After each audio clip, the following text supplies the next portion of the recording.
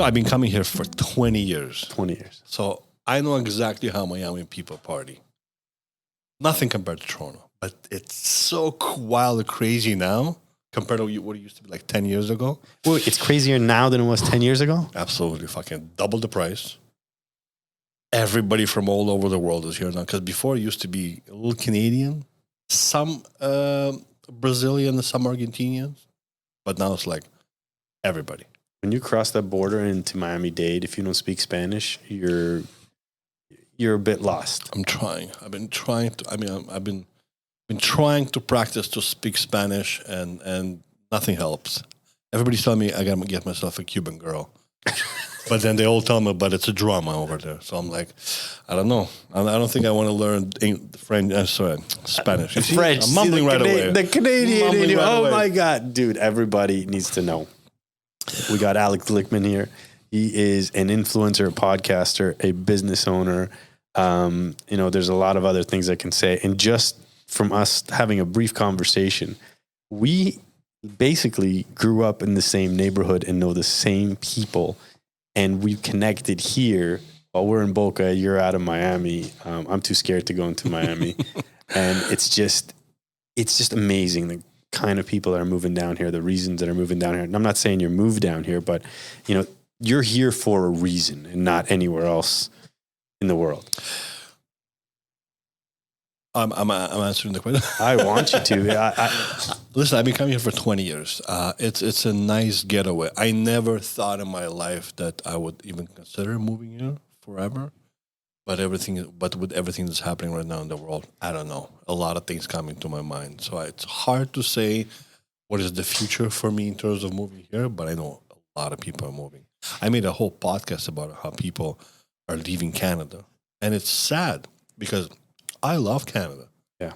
This is the country that I adore, and I'm a 100% patriot. Not the way I used to be when I was a kid, but now as I'm older, I am 100% Canadian and proud of it.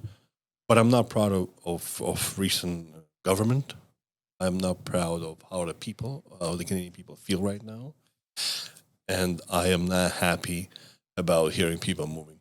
Did you have that same stance before October 7th? Or did you have that stance?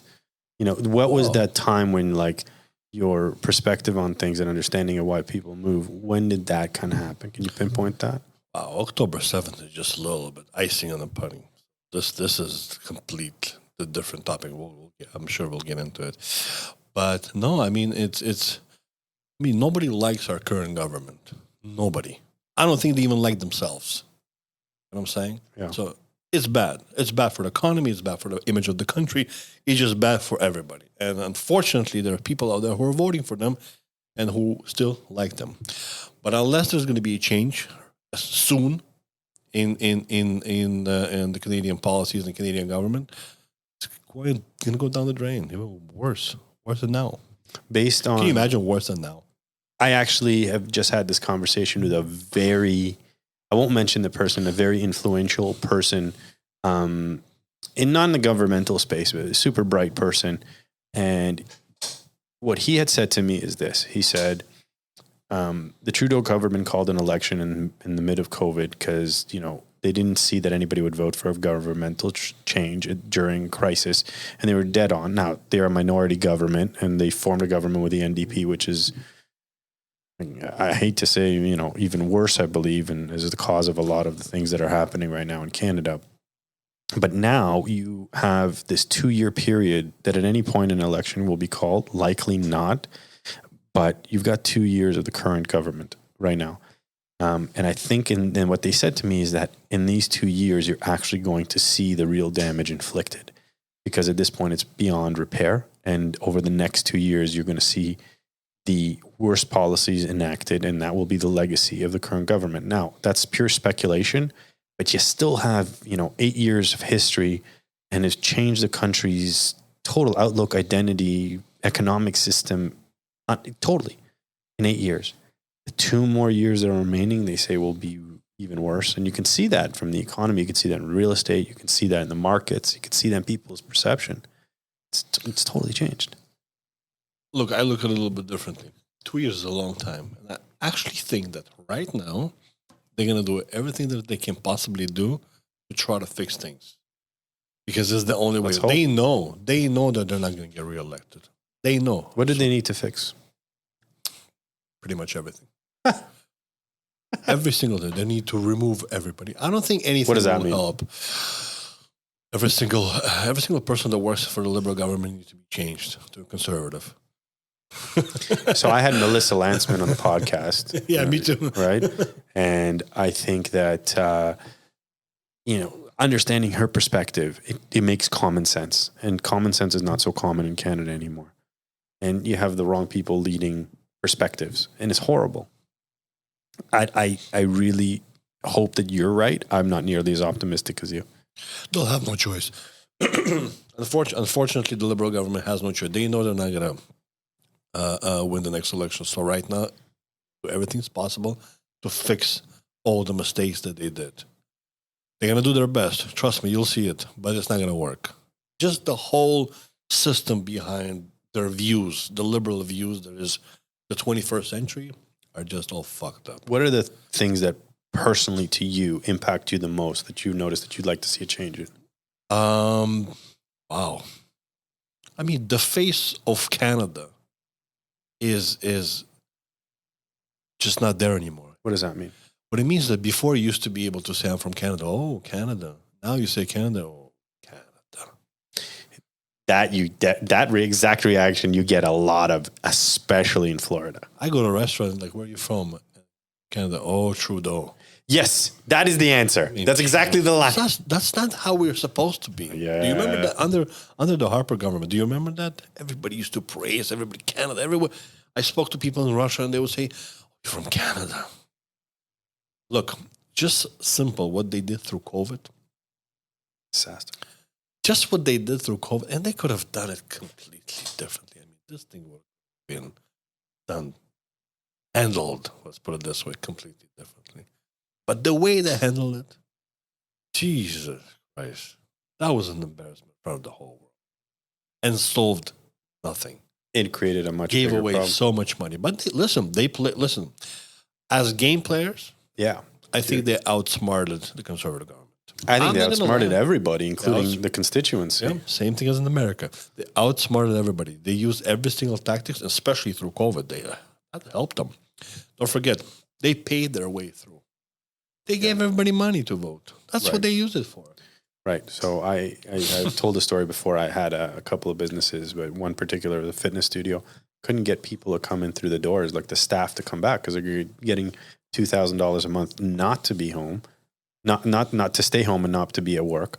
And we were only limited under how many people we can have in the studio, how many people, and there wasn't enough hours, so it wasn't worth it. I couldn't staff the place. It was backwards, but what you said was dead on, at least in my opinion as well, is that they outplayed everyone. I'm going to say that I don't like to be a conspiracy theorist. Those people used to be considered the woo-woos, but now a lot of that stuff's making sense. I'm going to say that they strategized exactly towards the outcome that we have today, and that's divide Canada. And it's never been more divisive than I've ever seen in my lifetime. And I lived in Canada for 31 years. And now it's even more divisive. Listen, you had COVID, and then Ukraine, and then you have Palestine. Perfect division all over the world. But, I mean, times are a little bit different right now. But if you ask me what are the worst, I can tell you this. I think that losing that image, that Canadian pride image, for me is the worst. For me, I can't look at all these videos when other politicians make fun of our government. I can't. It's embarrassing for me. And it's not right. For amount of money, time, and passion we invested into this country, into growing Canada, not right.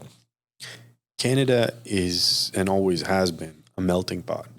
That's how it's been referred to, right? But it's not really a melting pot anymore. Like, you're an immigrant to Canada. I'm an immigrant to Canada. And U.S. now. Yeah. Double immigration. Yeah. If you would have ever asked me pre-COVID if I would have ever left Canada, I would have gone to war for Canada. I would put my life on the line for Canada. He gave us everything, opportunity, safe space, clean. Sure, taxes were high, but you got what you were paying for and it was worth it. You could see the value in what you were putting all that into. People that came with nothing, as long as they're willing to hustle and work and take the risks, were able to accomplish amazing things, like my family, like my parents, like myself, like yourself, But now you're like, what am I paying for? There's no value there. So that's why people are picking up and leaving. But now, like, something that when I started the podcast, there was a lot of dissension towards how Canada handled COVID and a few other things. But now you got October 7th and you have poured gas on an already bad situation. And now it's become not only that, it's become a safety issue. Would you agree? I'll be honest with you, I got to be fair. As much as I don't like certain parties, certain people, I have to be fair. It's hard to. I think it's the hardest time for right now for any government. I think if the Conservative would have been in power, they would have had the same issues. You just can't. All this immigrants that came through the country years back, the whole system from years back, from the moment they started bringing so many immigrants, the educational system to learning about each other was never there. So it doesn't matter who would have been in power right now. That clash would have happened. It doesn't matter. You see, the problem is education. In every single school, there should be education about Jewish people and Muslim people. Sure. When you bring the people together, when you educate them, they grow up with understanding more or less why he's Israeli, but he's Canadian. There's people might think the other way, but he's Canadian. You know what I'm saying? There's no communication. So it's hard to say whether I can blame the Canadian government for what's happening right now in the Middle East. I'm going to have a hard disagreement with you. That's good. I'll tell you why. Tell me. I think that when it comes to certain locales from the world that have immigrated to Canada, with every immigration wave, there is exactly what you pointed out is an assimilation. You're Canadian first and everything else second. Or at the very least, a very equilibrium between that. So you have acceptance towards everybody around you. And Canada's amazing for that. You have designation of neighborhoods that are culturally different, but anyone can walk in through those streets and eat the foods and meet the people and do business safely, and none of that. You have a segment that has moved in and throughout the world, regardless of what they're educated from in the public school system, have not assimilated, in fact, have pushed back against the education system, which I know very well because I have, some very prominent people in my family that are literally on the front lines of this and have changed the education system not to assimilate and not to have acceptance and called it overcorrected. And that's the wrong choice because it's not a correction, but have overemphasized certain things and have not assimilated into what was the Canadian culture. And that's a polite, steady as she goes kind of people. And you're seeing it in the streets. But you have to agree that it all comes with education. There's no doubt. So we see it in the States and the colleges here. And I think it all starts from schools, especially for young teens. It's all, if we're talking about the protests, I can tell you this. I've been observing it very well. And I can tell you, if you look at it, these are not Palestinian people who are protesting. No. These are Asian, whites, right, black people, even Jews. These are the people that, one, need a cause. Okay, they just need a cause. They're so bored that they need a cause. This is a cause for them. And two is somebody who just had a bad experience with another Jewish person. Most of these people that you see there, these people are not the one who are yelling and screaming. There's a lot of peaceful protesters out there, and they're allowed to protest. You're allowed to voice yourself as long as you're peaceful, and it when it makes sense.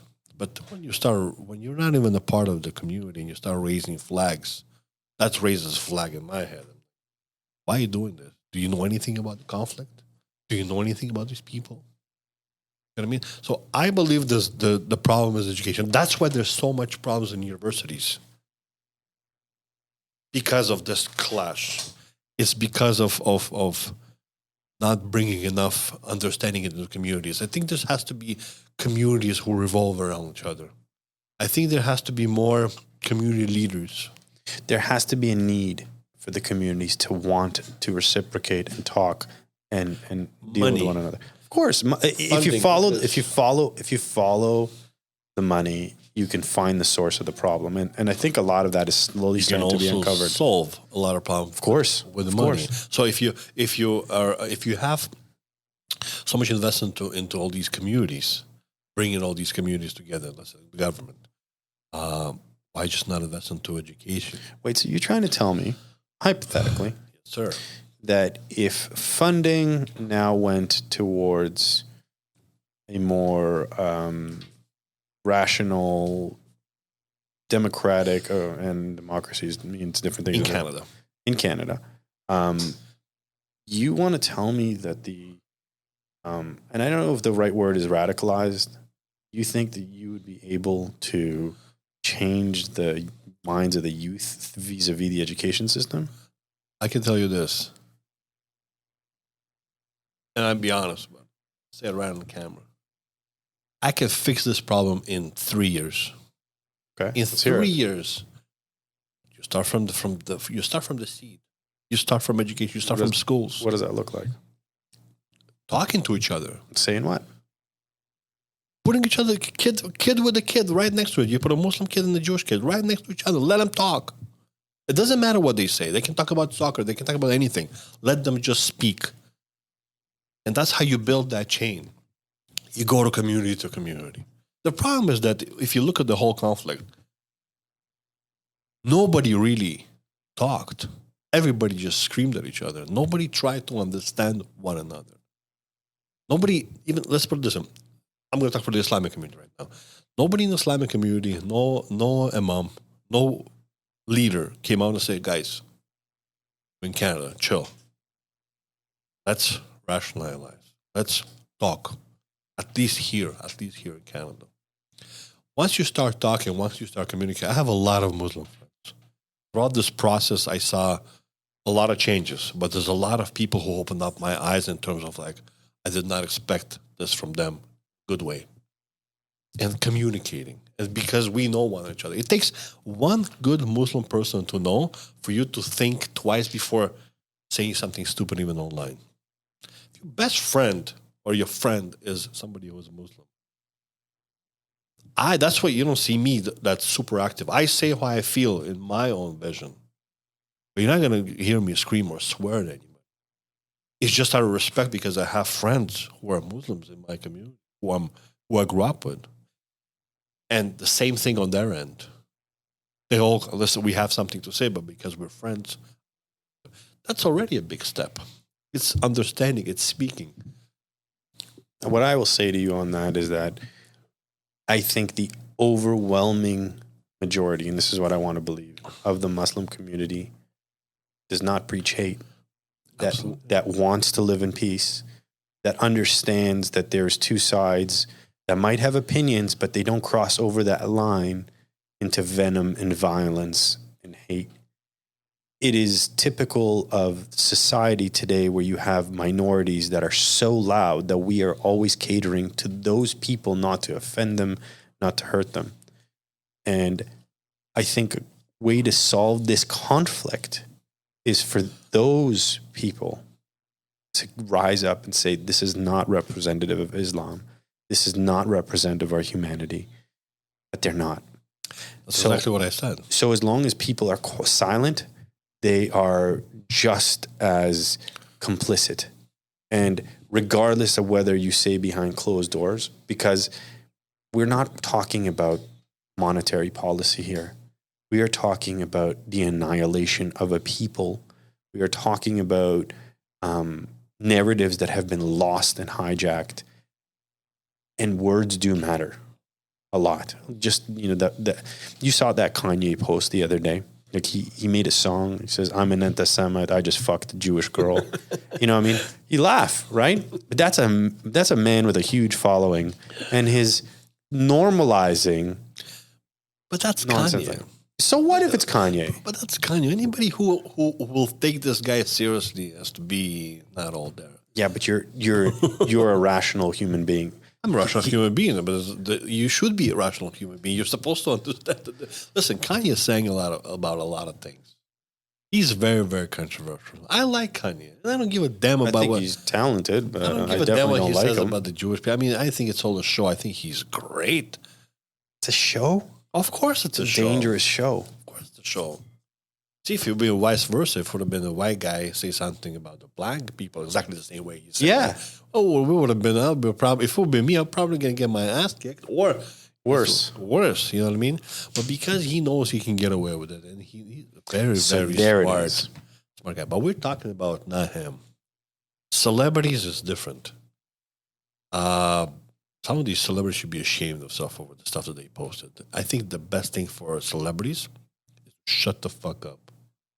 Stay away from politics. Stick to music and to films or whatever the hell you're doing. Stay away from politics. And that's exactly what you said. When you have so many followers, right, that can be like this. So celebrities need to stay away from it. At the start of all this, yes. I mentioned that. But religious people, religious folks in the community, like I said, I mean, their silence is that's what pisses me off. That they have an option to cool things off. They have an option to say, hey, we are here in Canada. We're in a peaceful country. Let's not bring it. Let's calm things down. Let's talk to each other. Then when one person reach out to me and say, hey, let's have a conversation. I'd love to have a conversation with anybody pro-past. I've tried that. Nobody will take me up on my offer. Because a lot of them think that we're going to dig. I don't dig 75 years back. I know a lot of people say, as soon as you bring them and they're like, we're 75, I don't. I look for the forward. I look forward. I want to fix the problem in that region. How do you fix the problem? Well, I believe in two-state solution. I think, of course. You will allow somebody at your borders that openly says... All right. So, I want two-state solution. I want Hamas out. I want a decent, normal Palestinian people government that loves the Palestinian people. Not militarized. Government to be in Palestine because they deserve to live. They do. They deserve to live. People might not like what I say, but I don't disagree with you. That offer has been on the table. 5 times. My view is like this. I want two-state solution. Hamas needs to be out.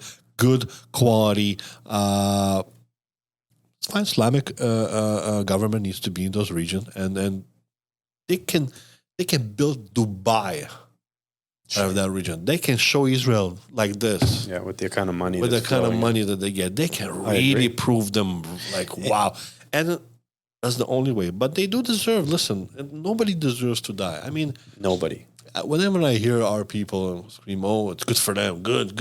More, kill them all. I mean. I don't agree with that shit. No, they don't. Listen, just because they're not educated, just because they haven't learned to love, just because they don't have examples that leads them to love your neighbor, it doesn't mean they're bad people. It's just that's how they live. I spoke to a few. Listen, I have a few Palestinian friends. And before the conflict, we spoke, and they're Canadian.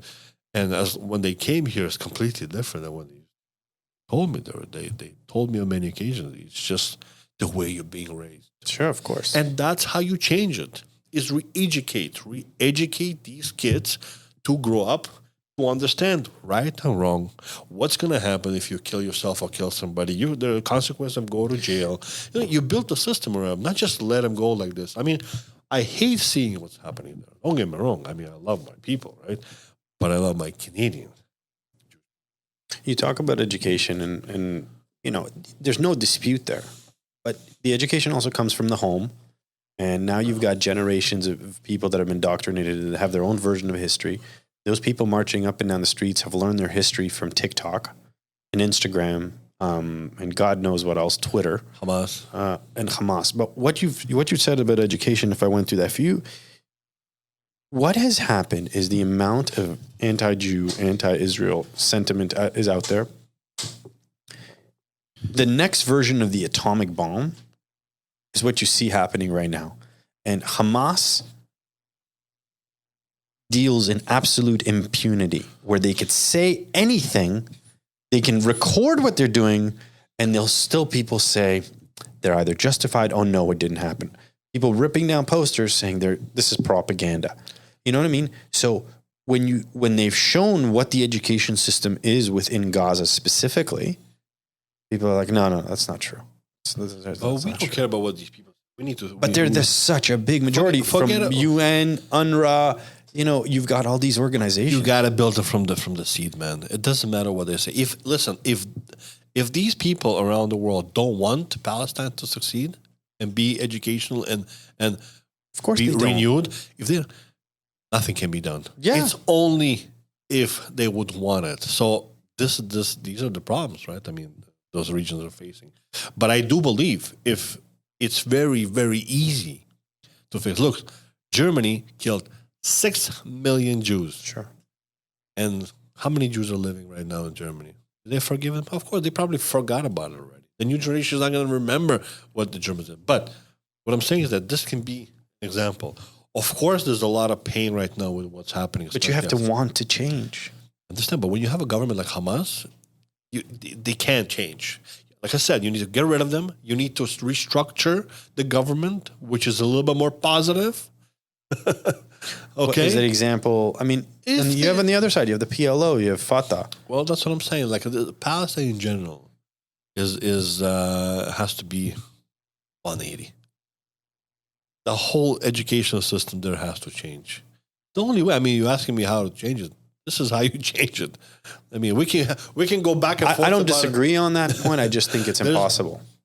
Obviously, it's impossible with the way things are going right now, but it's there. It's on the table. So people hear us and they need to understand. So why do people only give a shit about what's happening in Gaza when Jews are the ones fighting back? Because Assad killed 500,000 of them. I told you. Because some of them had bad experience. Wait. So bad experience with just Jews? Or so they really don't care about the Palestinians. They care about Jews might win. Very small percentage who actually care. Palestinian people in Canada care. Certain communities that have been in the same position, let's say with America, care. But since LGBTQ plus 3, whatever it is, cares when they. I have a theory about that. You get killed in like 30 seconds by the time you cross the border. I mean, the minute they walk around with them, something is fishy because if you last more than 30 seconds in there, I will give you $1 million. Yeah, there's no. They just hang one guy. They just hang a guy because he said he's gay. I mean, come on, give me a break. So when you start marching with them, obviously there's something is wrong. It is paid for by somebody. Yes, somebody likes to steer that shit. It's profitable because now a lot of money going to be going to all these sectors for re-education.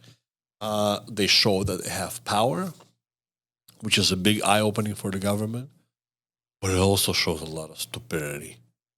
I mean, there's a lot of things that these people do not know.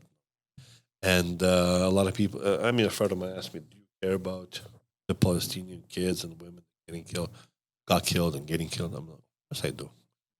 Of course I do. Who doesn't care about There's people out there who don't, and they make us look bad. Yeah, maybe. And then they're fucking assholes. But the ones who live in Israel, it's a different level. It's an emotional level where 1,400 people got slaughtered. That you can't. The mass is like this. You know what I mean? You can't change. No. Hold on. But on the American side, it's we care. American Canadian side about these people. We do care.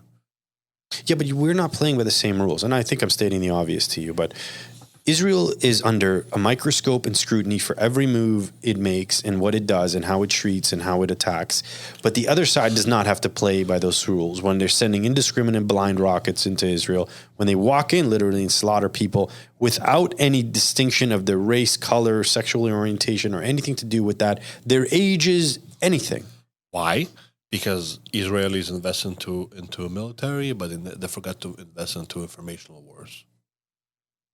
Informational war is the next atom bomb. That's what I'm saying. It's just as effective. And Israel lost it.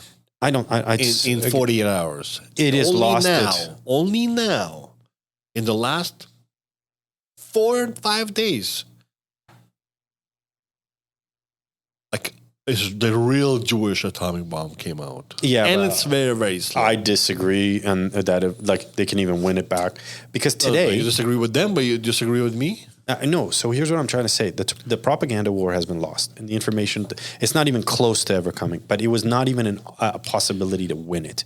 It was easy to win. No way. Of course, and I'll tell you why. I'll tell you why it's not okay. Okay. Because the biggest mistake the Israeli did, in a way, I'm just saying, I know why they did it. Is they didn't release the footages of what really happened of the whole 50 minutes. That they never released the pictures of the babies beheaded. They never released the pictures of women beheaded. They captured a few things that Hamas posted, but Israeli never posted it out. So it looked like that never happened. You understand what I'm saying? It looked like and the Israeli government didn't do it, and the reason why they didn't do it because they have respect for the Israelis. They don't want that stuff online. I mean, you wouldn't want to see your family. Who not going with them? Sorry, online getting. You know what I'm saying? So this way, but that is the mistake that they did initially. Is they never release full 52 minutes of those footages, and that created a problem. If they were released it to the world. Are you kidding me? So my argument was not the same. I didn't expect that perspective. But I will say that... Damn. No. Mic drop. No. I'll tell you what I meant by that. And I love the fact that you have perspectives that I'm not even thinking about. But they shouldn't have to do that, is what I'm trying to say, right? It's an informational war. What do you mean it shouldn't? Right. Where I say the propaganda war was lost, it was lost when social media was birthed. And there was no way to ever win it. Why? Because if it's owned by who? Social media. What the fuck does the ownership have to do with it? Well, what do you mean lost? We won by owning it. They didn't lose. Who owns Instagram? You talked about education. People are being educated vis-a-vis social media. Would you not agree? They're definitely getting indoctrinated by it. Of course. Right. So they had no chance of ever even getting close to that war because on social media, everyone is a viewer and anyone can create content, and purely numbers of Jews versus everyone else in the world, we didn't even stand a chance. So they just produce more content, have more shares, have more likes, have more saves. The algorithm totally skewed towards their information, and minds that are young and malleable, we're seeing this and going, oh shit, is this really true? So we never even stood a bloody chance. But they could have navigated. In no way, shape, or form. Of course they could. They navigate you now. Who? I'm in my... here's the other part of the problem is like, you and I watch certain content, so our feed feeds us the stuff that we're interested in, right? We're not looking at the other side. I actually go out of my way on a daily basis to read the other side. Me too. And it is infuriating, but I do it anyway so I can understand it. When you watch something like Al Jazeera, you want to vomit at how false it is. And not necessarily in just the statements, it's what's excluded from those statements. But then if you get on like the TikTok channels and Instagram that are not pro-Israel or like even in the middle ground, it is vile, disgusting venom. And there's just no way we can compete on that scale. But you don't need to compete. You just have to present the real facts that they didn't. Like I There's said, tons of real facts out there, disputed Mike, look, you can be as loud as you want. You can be the loudest guy on the planet. But they feed you the correct information where you choke, you'll choke. And that's exactly what could have happened, is that you can hear them scream, they can say whatever you want to, but you feed the right information at the right time, and you make them choke. The Israeli government didn't do it. We did it. A lot of people, regular people, did it for them. You know what I'm saying? Yeah. So all they had is Israelis shooting down rockets towards Gaza and killing women and children, which is very, very wrong. But I mean, it's a war. They didn't have the real other side. They didn't have those images what really happened. They had some stuff that in their mind it could have been fake.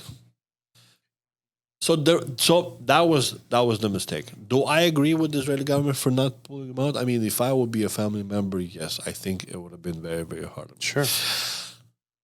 Does it worth putting it out there to win the informational war? As hard as it sounds, yeah. I know and the only thing they did releases were the people that were killed were not Israelis. Is the and They released it in they got in words. They got Zaka. They got military police. They had all of them describing firsthand accounts of what happened. They didn't release the images, but eyes. People look with eyes. That's what I said. People look with their eyes. You can tell them whatever you want to. You have to. So the Palestinian people are showing things for us to see with our eyes, and we are showing them a guy who is just telling them something. We are telling them something. It's two different things. I mean, look, I've been doing this for over 10 years. And I can smell an edit, and I can see an Instagram edit and, and YouTube edit like within a second.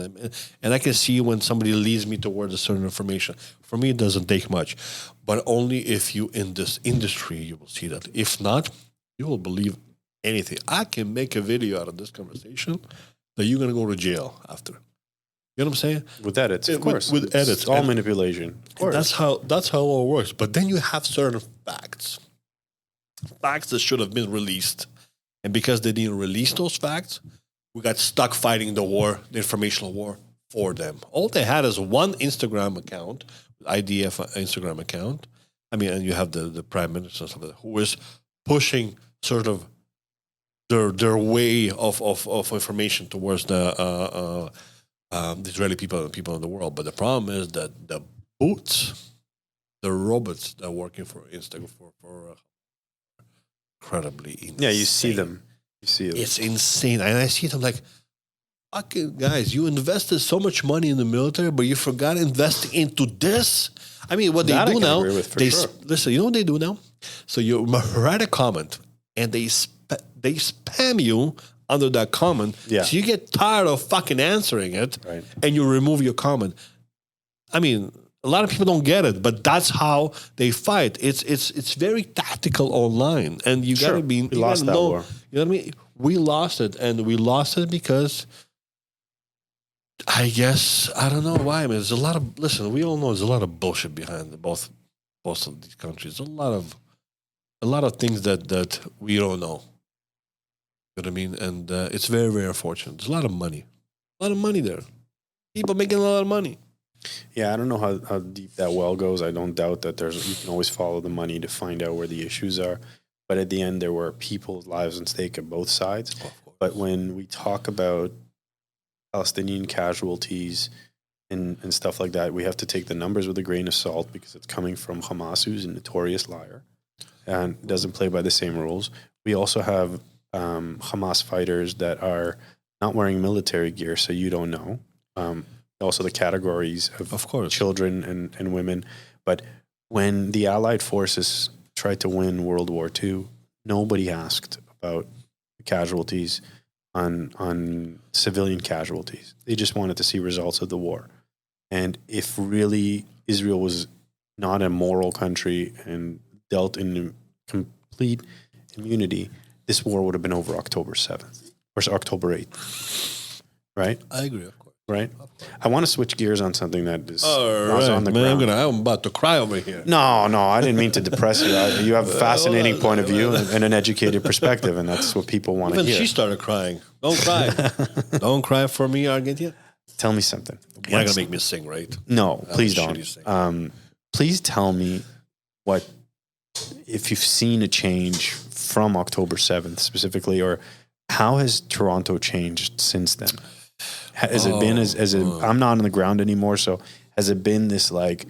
It's painful. Is it tense? It's painful. It's tense. It's... You're worried. Are you worried about your security?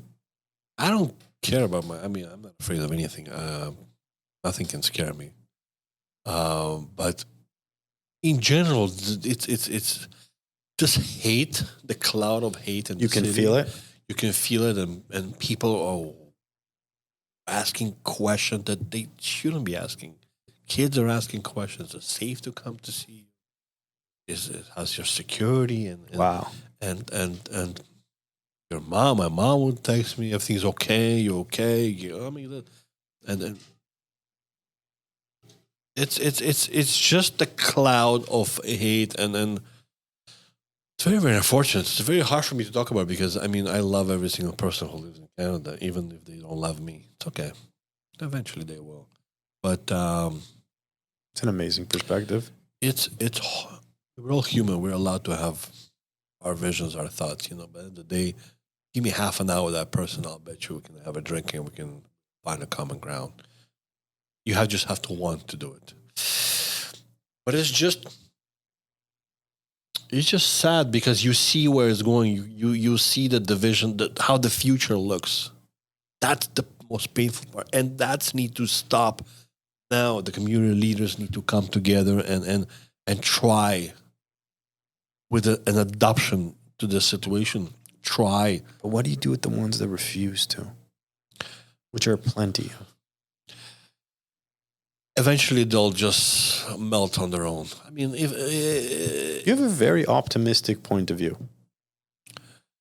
listen, there's so much garbage around me that I want to be as positive as possible. Sure. And I think that a lot of these people who are popped out now, who have nothing to do with the conflict, they just need the cost. So tomorrow they're going to protest again pest control for killing too many mice. Just give them a cut. Tomorrow is going to be, you have to be environmentally friendly. You cannot kill any more rats, mice, cockroaches. Just give them a cause. You know what I'm saying? These are the people that need the cause. And it's very unfortunate for the people who really need the help, who are really there for their reason, the people who have relatives in Gaza, in Palestine. And I understand them. Of course. I mean, but the people who shouldn't be there in the first place, who are just there because they have nothing to do, I have a problem with them. That's my biggest issue. And I think they need to be more educated than anybody else. Do you think the Palestinians living in, and I don't want to always go back to that because I really want to know what's happening on the ground. They have voted in for Hamas. Palestinian people in Canada? No, not in Canada. In Gaza. Do you think that they don't have any accountability for bringing in? They're hostages, bro. Honestly, man. I mean, okay, I can accept that because I'm smart enough to see that they're hostages of the station. I feel bad for the people. They're hostages from both sides. But unfortunately, really unfortunately, the only way to end this misery that has been around for 75 years, because you can't kick anybody out of their house. Now, I mean, can't come back and say, oh, well, listen, that was my house. Okay, you out. It's impossible. They did it to Israelis in 2005. I understand, but you shouldn't be doing this, period. Not now.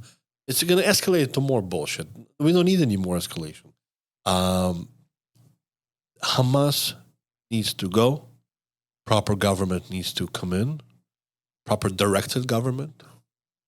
Maybe a third party from another country, and start to rebuild and re-educate this country. Somebody has to monitor it. It has to be a third party who's going to be monitoring the whole situation in there.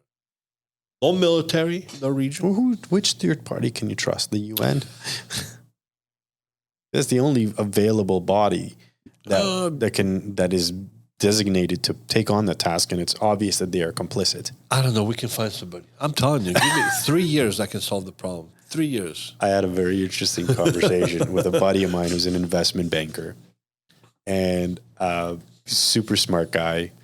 We've become very good friends here, and he's like, stick an investment banker in there. I got the problem solved in a year. And he broke it down into numbers. You know, we did have a few, like I don't drink often, but we had a few drinks that night. And I'm like, dude, this is brilliant. It can work, right? And hoping that the human factor actually fills in. And not that people can be bought out, but that people want to live a comfortable life. People want to live a prosperous life. Exactly. A comfortable life. I want to believe in my heart that it's there. I unfortunately, or fortunately, have always been built on being prepared for the worst and then hope for the best. And right now, I'm worried about my family in Toronto from a security perspective. I'm worried about my family's, the youngins, what their future looks like. I'm really very much concerned about that.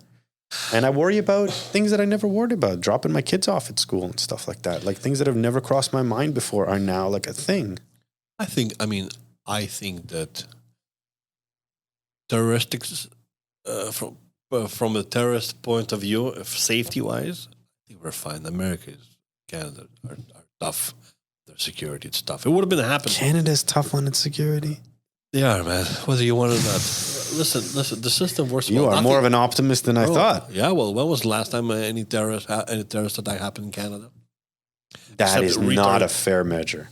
No? That is not a fair by any stretch. Okay, when was the last time in America? When was the last time in America? Terrorist attack? Yeah. On a large scale? Well, there's other ones if you consider mass shootings and stuff like that. No, we're talking about Islamic. Anything comes from those regions. One of those radicals. So the last one that I can think off the top of my head would be 9/11. That's how long ago? Yeah, but that... Still, man, they hate us. They hate America, whether you want to... Not all people, I'm just saying But Canada was, quote unquote, a neutral country, right?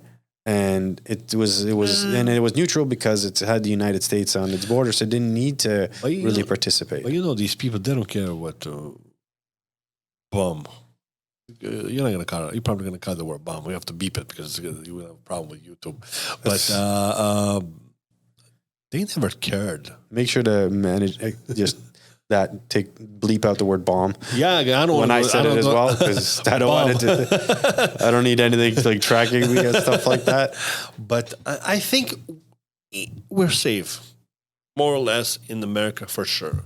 Canada does need to step up their military, that's for sure, because it sucks. Even Melissa, when I had an interview with her, she told me that we're really, really behind. But deep down inside, I think the Canadian people, even the ones who are protesting, they don't want too much. I hope to God that every single word and optimism that you have said is exactly what's in the hearts of the majority of the people. I really want that. And I'm saying that across the world, across the globe, because who the fuck wants to live like this? I still don't understand. I'm asking questions. And one of my questions is, okay, so you're raising every single flag that you possibly can raise except the country that you live in. I look at it this way. The only country that you should be raising the only flag that you should be raising in Canada is a Canadian flag, and you should be doing it proudly. Same thing as in America. True. I do not care where you come from. Of course. When there's a soccer game, do whatever you want to. But in any conflict, Canada and U.S. comes first. In any of these demonstrations, all I saw is a flag with blood on it. I think that there should be legal consequences for this, because this is shameful for me. This is very painful to see than anything else. Because these people who are doing it have no respect for the country that has given them the safety that they have. They have no idea what safety really is until they actually move somewhere. And they realize, gotta go back. We should be proud. We should be proud. Proudly every day raising the Canadian American for providing safety. So going back to what you said, I think we're more or less safe because I do have a lot of friends who are police officers, and I constantly would go back and forth with the shit and ask questions, and then we're okay. We have other problems in Canada. We have car thefts. We have fucking underwear theft. They stealing now clothes. I saw that post. Jesus. But isn't that a sign of the times of how expensive things have gotten? That's a sign of stupidity, nothing to do with expense. Well, the car theft has to do with the fact that like the pricing on cars and the COVID created this bottleneck of things, and it's the other perspective. It's easy money. It's always been around. Yeah, but not to the scale. It's always been around. It's just it's always been around. Car theft. Man, you grew up in North York. What you talking about? We not only grew up in North York, we grew up in the same neighborhood that would be quasi rough, right? You're gonna tell me? No, come on. Tell you that we just have more people living in Canada now. I think it's just a lot more brazen, and they're less afraid of consequences. Because the consequences are not, these are teenagers, 14, 15-year-old, but when they get charged, they can't do nothing with them. Nothing. Right. There's just a lot to be said about that. Right, but it's happening on a scale that's more scary to me than anything else. What is these carjackings and all that? Really? Oh yeah, man. Why? Because you have more chances of fucking getting hit with the gun on the head and kicked out of the vehicle than getting bombed. Beep. Stop saying that.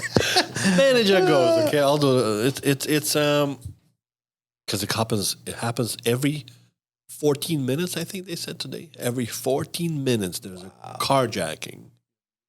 I do not care if they steal a car from my garage or from my parking lot. I don't give a shit.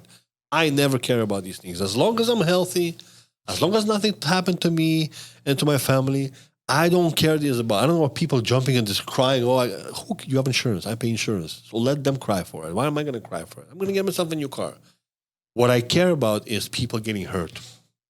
Wow. I do have a problem with people breaking into a house and stealing car keys. It's fucking stupid. These guys are like, man. But we also have a problem where we need a little bit more, not gun control. How do you say reverse gun control? I think it's time for Canadians to start carrying. Yeah, are we getting kicked out? Not kind of. Are you kicking me? Are you hold on. Me I didn't want. Kicking me? Come join the podcast. I wanted to ask you something. How long are you going to be around for? I'm leaving. I'm actually till today at 11 o'clock. I thought I'm leaving tomorrow, but I'm leaving on Wednesday, unfortunately. Oh, okay, man. We got time. How much time we have? We're done? Fully done? Yeah. We got an hour. And we already did an hour? I think we okay, could have we'll done be this back. Before. We'll be back. I'll be back. So when are you back? I don't know. I should be back in about a month. Now it's Christmas time, New Year's. I should be back soon. Look, I always have gratitude for anybody who's willing to come, and it's like an hour drive for you, and take the time, have their perspective, be authentic, and give the listeners their most treasured thing, and that's their time. And then you have an incredibly optimistic opinion, which I actually didn't anticipate, because I do not prime any conversations because I want it to be authentic and raw here. So I thank you. And I'm going to be back in Toronto. I'm going to stop by your place. We'll have a few. We're not going to have any microphone sessions there, but we'll have a few drinks. Yeah. I heard you said you're not drinking. So no, what I don't, I drink. I don't drink excessively, but specifically why I don't, like, I've always have to be on because I don't have a support network here. So I can't. My hangovers now would last 3 days, really. So I need to know my limits. I'll teach you, man. I'll teach you. And well, hopefully my wife's not listening to this, because she'll. In a good way. We're not going to go anywhere. We're just, I'll teach you how to do 12 years I have experience. Yeah, my liver won't forgive me for my past. It was a pleasure. Man, see, the coffee. It was a pleasure being on your show. I had a lot of fun, and it was worth the drive. And I think whatever you're doing is pretty cool. And then, you know what? Taking such a huge step in your life. I know you moved from Toronto, with the whole family, and re-immigrating to another country. I know it's not that far, but it is a totally new immigration. I'm a lunatic, and I know we'll talk about it next time. But I want the listeners to know that it takes a lot to move there, and this guy has a lot of knowledge and a lot of experience, and now has a lot of connections. So I think that if you have questions and you're thinking about moving here, and you want to speak to somebody who you can trust from the community, who will help you, who ran away and left us alone here, and contact him. I appreciate the plug, buddy. Thank you. Take it easy.